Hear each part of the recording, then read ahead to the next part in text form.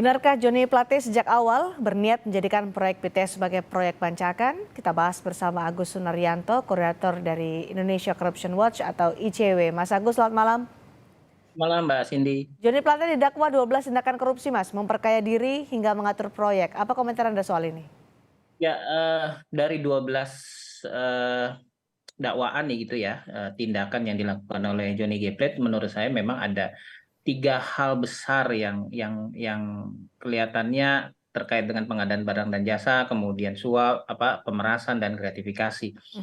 Kalau dari sisi perencanaan kelihatan betul, dakwaan yang disampaikan oleh jaksa misalnya memerintahkan kepada Direktur Bakti Anang Latif untuk misalnya, agar siapa sih Yusrisky ya, Yusrisky ini sebagai direktur, basis, utama Prima itu untuk menjalankan, subkontraktornya. Nah itu kan kalau dari situ sebenarnya sudah ada upaya perintah dari, menteri, sebenarnya kan itu adalah domainnya, Bakti gitu untuk melakukan itu. Tapi karena di atasnya Direktur Bakti adalah Kominfo gitu, menteri, otomatis mungkin Anang Latif terpaksa melakukan itu. Nah itu adalah tindakan tindakan pertama yang menurut saya dari, sisi perencanaan sudah ada niat untuk melakukan itu dan itu sudah, menurut jaksa, ada tindakan tindakan yang seperti itu. Nah yang kedua menurut saya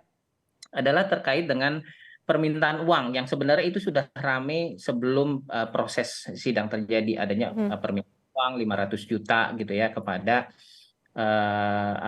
Direktur Bakti yang diminta melalui, Kabak, TU-nya kalau tidak salah, Itu Anda 500 sudah juta. dengar dari lama soal ini, Mas? Ya, itu sudah dengar lama itu karena, kami dan teman-teman, klub jurnalis investigasi sebenarnya sudah melakukan proses itu dan sudah mulai bocor tuh informasi-informasi soal 500 juta itu. Nah, memang kemudian akhirnya terbukti, dimasukkan dalam dakwaan oleh, JPU. Nah, yang terakhir menurut saya ada upaya untuk mendorong, para subkontraktor ini karena kan memang ada afiliasi bukan hanya kepada, Anang Latif, tapi juga Menkominfo. Jadi subkontraktor yang melakukan, pelaksanaan BTS ini juga adalah kroni-kroninya itu. Bahkan ada yang meminjam perusahaan, yang kalau tidak salah itu adalah konsultan perencanaannya, dia meminjamkan perusahaan gitu. Jadi cukup banyak memang ini yang terlibat. Menurut saya nanti bisa saja menurut, analisis saya di persidangan nanti kalau misalnya kesaksian terdakwa ini saling menguatkan satu sama lain, bisa saja nanti ada tersangka lain gitu yang kemudian ditetapkan, kemudian dilimpahkan. Walaupun, Siapa tadi tersangka lain itu, Mas Agus? ya menurut saya kan dari beberapa, informasi yang beredar ya, misalnya kayak Yusrisky ini kan cuma sebatas direktur dan di beberapa media sosial itu sudah muncul tuh siapa pemiliknya, siapa pemegang saham utamanya. Jadi ini menurut saya masih menarik, dan semoga saja, apa yang dilakukan oleh, Pak, Joni gitu ya, misalnya dia melakukan pembelaan adalah membongkar sebenarnya bukan saya saja loh yang terlibat. Menurut saya bukan dia melakukan pembelaan diri. Ya mungkin saya terlibat dalam beberapa hal, tapi dia Oke. harus mengungkapkan sebenarnya siapa siapa saja yang lain yang terlibat. Menurut saya itu akan sangat Siapa menarik. mereka? Apakah lebih baik dari pihak swasta atau ada analisa lain dari Anda? Ya ini sementara ini kita, saya sendiri belum bisa, mengungkapkan ya karena ya ini dari data-data awal saja kalau misalnya, JPU-nya yakin, dengan data yang mereka miliki dan serius menangani ini menurut saya kemungkinan mungkin nanti akan ada tersangka-tersangka baru. Tapi kita lihat saja lah karena ini kan menjelang pemilu akan sangat ramai nih dan, mungkin akan saling Oke. mengunci dan menurut saya netralitas dari jaksa, penuntut umum, Kejaksaan Agung terutama itu dibutuhkan bukan hanya netralitas tapi objektivitas dalam melakukan kasus dan kita berharap ini bisa terbongkar karena ini kan salah satu proyek strategis nasional kalau tidak salah yang diprioritaskan untuk, daerah 3T ya. Jadi Oke. ini ada kepentingan rakyat yang luar biasa untuk Baik, saudara Mas saya. Agus, menurut Anda jadi yang berpotensi untuk menjadi tersangka lainnya adalah dari pihak swasta atau dari pihak lainnya?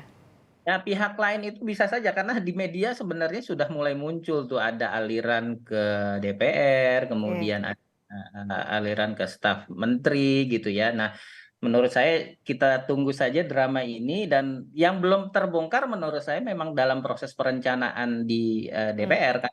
Ini tidak serta-merta pasti muncul proyeknya di Kominfo, pasti kan Pak Joni G. oke. Plate yang termasuk Direktur Bakti mengajukan itu ke DPR. Nah, siapa yang dalam proses pengajuan itu, siapa yang terlibat dalam persetujuan, siapa yang menolak dan lain-lain, menurut saya menarik untuk didalami oleh jaksa. Gratifikasi menurut Anda, ada potensi ke sana?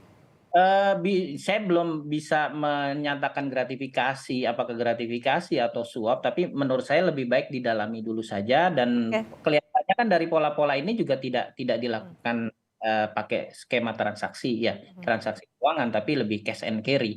Oke. Jadi ini tantangan betul karena sulit sekali untuk menemukan informasi, bahkan bukti di atas kertas bahwa ini telah terjadi transaksi cash and carry gitu. Mhm, mhm.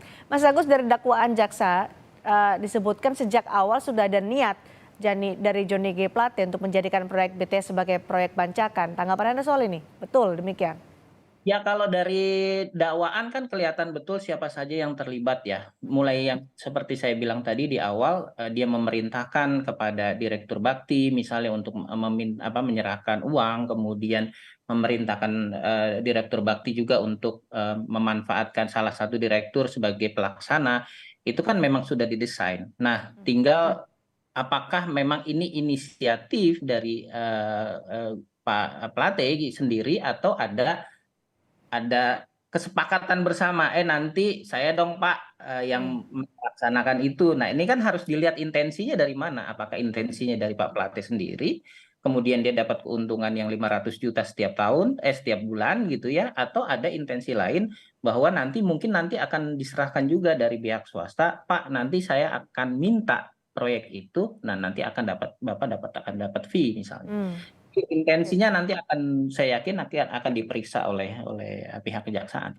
Soal atur-atur tender proyek ini hal baru di lembaga pemerintahan menurut Anda, Mas Agus?